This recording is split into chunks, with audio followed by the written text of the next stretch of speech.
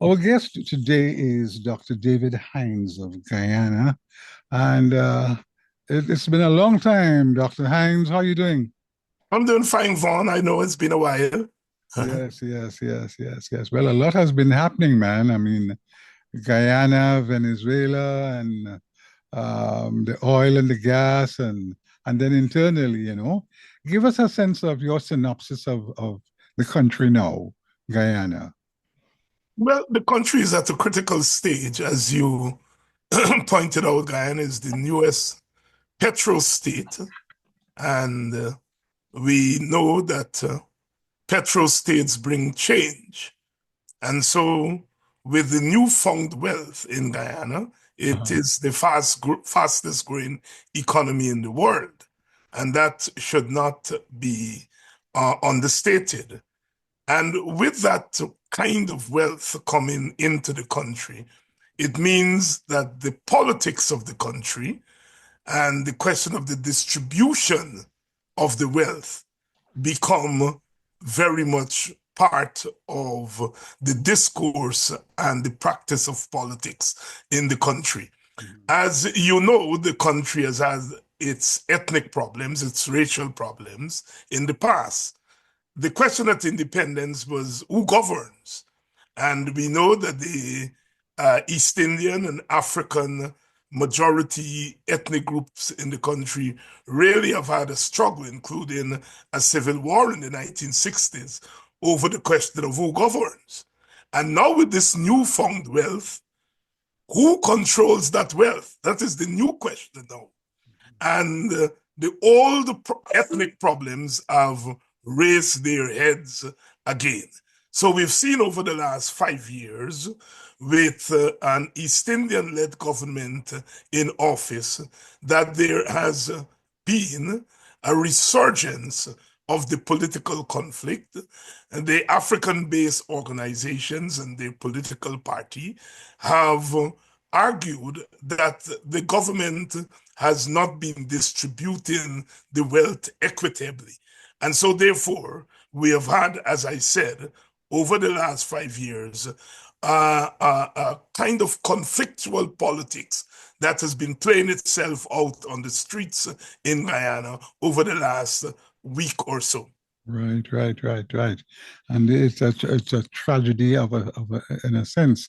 Whilst this is going on, the economics of the country is it stabilized or is it manipulated in certain hands? Well, I mean, there are some stark realities. Although we have the fastest growing economy in the world, poverty in Guyana is 50%. That is, more than 50% of the people in Guyana are living on $5.50 US per day. Let me repeat that. 50% of the population in Guyana are living on $5.50 per day. This is the IMF figures I'm quoting here. So you have the fastest growing economy in the world Right. with a 50% poverty rate. Now, 50% of the students who enter high school in Form 1, by the time they get to Form 5, 50% of them are dropping out. So we have a dropout rate of 50% in Guyana. The fastest growing economy in the world, a 50% dropout rate at the level of high school. So what we are seeing is that the growth, the macro growth in the economy is not matched by the micro growth, that is the growth at the level of the people themselves. The government is spending um, in a budget, a $1.3 trillion budget this year. The Uh-huh. government is spending 58% of that money on infrastructure, building of roads and bridges and so forth. Now, on the surface, one may say, well, look, infrastructure is important. Poor countries need to have better infrastructure. The Right. problem is this. Well, first of all, if you spend 58% on infrastructure, you're left with 40 something percent, 42% to spend on education, healthcare, and other areas of the economy that have to do with the development of the human being. Right. All right, that's one. Two, with the emphasis on infrastructure, the government then becomes the biggest contract entity in the country. That is, the government gives out contract for these infrastructural projects. Now, 90% of the contracts are given out to East Indian contractors, and 10% are left for Africans and Amerindians. Let me repeat that. 90% of the contracts are being given to East Indians, and 10% is left for the other ethnic groups. You have 10 companies, for example, that have license to export gold from Guyana. Yeah. Only one of those companies is owned by Africans. And I can go on and give statistics Right. where the distribution of this wealth that is coming into the country, the distribution is skewed in favor of one ethnic group. Gosh, no, this doesn't tell a good story. So what is to be done? What can be done? I mean, in your perspective? But what needs to be done is that we need a government that is concerned about the equitable distribution of the resources Yeah. across ethnic lines, and that it must provide the kind of policies to ensure that the wealth is distributed equitably. You must have what we are calling an ethnic impact program. That is when you implement a program, a Right. policy, you say, what is going to be the impact of this policy on ethnic groups? And you do a feasibility study and say, look, if we're going to give out $50 billion in projects, let us do feasibility studies and see whether when we give these contracts, whether they are going to be equitably distributed. If you find that the contractors, the big contractors, are mostly East Indian, and that is true. The big contractors are mostly East Indians. So what do you do in that regard? What you do is that you encourage other contractors from other ethnic groups Right. to get in the mix, and you put quotas, so much for big contractors, so much for small contractors, so Right. that the small contractors who are not East Indian can benefit. But the government has been resisting that, going in that direction. Right. Now the other situation is that the gas and the oil and I mean, what is happening with that? I know there's a situation with Venezuela. Can you explain to us what is going on? Well, Venezuela, as you know, has laid claim to two-thirds of Guyana's territory. That matter was settled in 1899, but the Venezuelans have always raised it since 1966. Recently, with the discovery of oil, the Venezuelans have upped the ante. And in effect, what the Venezuelans have done is that they've passed a law in Venezuela saying that the territory belongs to them, and they actually plan an election in Essequibo, that two-thirds of Guyana's territory. They Right. planned an election there for May 25th. The International Court of Justice, the ICJ, which is looking at the matter and is supposed to rule on the matter Right. next year, the ICJ recently passed a resolution, a motion, saying to the Venezuelans to desist from holding an election in that territory. The Venezuelans have said that they would not Adhere. respect Right. the motion coming from the ICJ. Right. So that's another more problems coming up again. Yes, that is, and the Exxon Mobil is the largest investor in the oil and gas economy there. Right, right, And recently, the Venezuelans, one of their Coast Guard ships, accosted an Exxon ship and actually raided the ship and said that the ship was in Venezuelan waters, when in effect it was in Guyana's waters. But the Venezuelans are claiming that the territory belongs to them. yeah, boy. Mm. Man. So what are people saying? What's the posture, in your outlook? What do you perceive? Well, the ordinary Guyanese people are not as concerned as they should about the border issue, partly because the government has not been doing a proper education program to educate the average Guyanese about the territory, the border issue. Right, The second problem is that 90% of the Guyanese army is African Guyanese. 90% of the economy is owned by Indian Guyanese. right. Ordinary Africans and their organizations are saying, why must Africans defend a country in which they do not own the wealth of the country? That East Indians own the wealth of the country, but they are not in the army to Right, defend the country. And so the issue of who defends the country now becomes a big problem in the country. Now, soldiers, members of the army, members of the police force, which are predominantly African, right, they are not very well paid.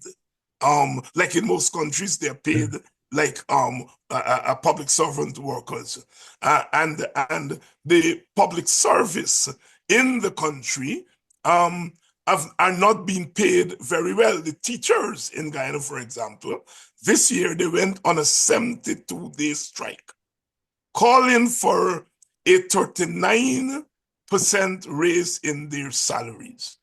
The government eventually gave them a 10% raise.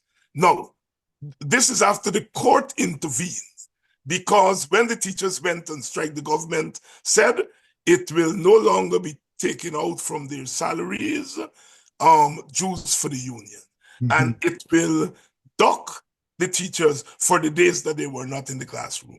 The issue went to the court, and the court said you can do neither of the two. You cannot stop checking out for the union, and you cannot take out money from the teacher's salary because they are on strike for better wages. Um, as I said, they give them a 10% raise, as against the 39% right. that they were asking for. And so the public service, that is nurses, teachers, government workers, are predominantly Africans. Right. And so therefore you find at the level of wages, the government has not been paying the very good wages, and so it affects African Guyanese Mm. directly. And Guyana is the fastest growing economy in the world, and so it's the fastest growing economy in the Caribbean. Right. Yet, Guyanese teachers, for example, are paid the least wages of all CARICOM countries, including a country like Grenada. Right. It just exports nutmeg and so on. But Grenada pay their teachers 3 times the amount in wages than Guyana pays teachers. Whoa. Well, listen, man. I guess only time will tell, and the developments of the global developments will impinge on what happens there. And then Well, when you yes, to some extent, the global economy will have a role to play. Guyana's been slapped with a 38 plus 10% tariff by the Trump administration, the tariffs that have been put on hold. yeah, Um, while the rest of CARICOM countries were given a 10% tariff, Guyana was 38%, the highest in the English-speaking Caribbean. Caribbean. Yeah. Recently, the police, extrajudicial killing is a big thing in Guyana, extrajudicial killing of African Guyanese. It has been an ongoing problem. And recently, in the mining town of Linden, a predominantly African town, used to be the bauxite town when Guyana had a lot of bauxite. Right. The police shot a young man who they claim was wanted. As it turned out, he was not wanted. The police went up to him in plain clothes, shot him dead. Um, and when people came out in the streets the next day, the police shot live bullets into the crowd and killed another young man. As of today, I'm speaking to you. The police who shot the first man has been charged because the regional security system went into Guyana and did some investigation. Right. And so they've charged the policeman who shot the so-called wanted man. Right. The policeman who shot the other man, he has not been charged yet. Now, a mere week after that, a young child, 11-year-old child, went with her family to an hotel and she mysteriously disappeared. The police the next day said that they have footage showing that the child entered a vehicle and left the hotel. The police the next day retracted that and said they gave the public wrong information. The question, therefore, was what happened to the child? Eventually, the child was found in the pool of the hotel. Yeah. The people had searched the pool several times and there was nobody in the pool. And then, mysteriously, this body appeared in the pool. They did a post-mortem examination, of course, Yeah. and it showed the cause of death to be drowning. Now, the cause of death could be drowning, but what were the circumstances of the death? Was it forceful drowning? Right. Was it accidentally drowning? Was she drowned in the pool at the hotel, or was she drowned somewhere else and they dumped the body in the pool? The government is yet to answer those questions. And so they've been day after day, night after night, thousands upon thousands of Guyanese in almost every community have come onto the street holding candlelight parades. Guyanese in Washington, D.C., in Maryland, in Virginia, New York, all over America, in England, all throughout the Caribbean, they've been on the street holding candlelight vigils. Last week, Monday night, after it was announced that the post-mortem examination showed that the child died from drowning, the police went to the crowd and tried to disperse the crowd from in front of the hospital. And again, they shot live rounds into the crowd. And that night, the country exploded. The roads were blocked in almost every African Guyanese village. Tires were burnt. There was some looting of Chinese supermarket. Right. Flights going into Guyana had to be diverted. The government imposed a 3-day curfew. The country literally closed down for a night. Right. They had a 3-day curfew. The government has lifted the curfew, but there's an uneasy calm. The child was supposed to be buried on Monday, May 7th. The family has postponed the burial because they're saying they want another post-mortem to be done because they're not accepting the results of the first post-mortem examination. So there we have it. The country really is on the edge as I'm speaking to you. Right. Dr. Hinds, thank you so much. And we hope, I look forward to another update. Yes, please. I am very happy to keep you updated on issues as they develop here because this is an election year. Yes. Elections are due by November of this year, and there's a deadlock with the election because the opposition is saying they want biometrics to be used at the election. They want a clean voters list because Guyana has a population of about 750,000 people, and the voters list is about 740,000. And so the Guyana Elections Commission has been resisting calls to clean the voters list. They've been resisting calls for biometrics because our Elections Commission in Guyana, it has 3 representatives from the government side, 3 representatives from the opposition side, and a chairperson. And the chairperson, since the last election, has on every occasion voted with the PPP commissioners. And they have voted not to have a clean voters list, not to have biometrics.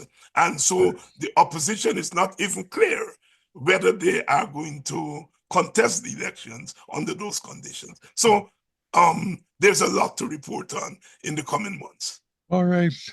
All right. You take care, man. Okay. Thank you very much, Papa. Thank All you. right. Bye-bye. I've been speaking with Dr. David Hinds of Guyana. This is Von Martin. Caribbeana continues.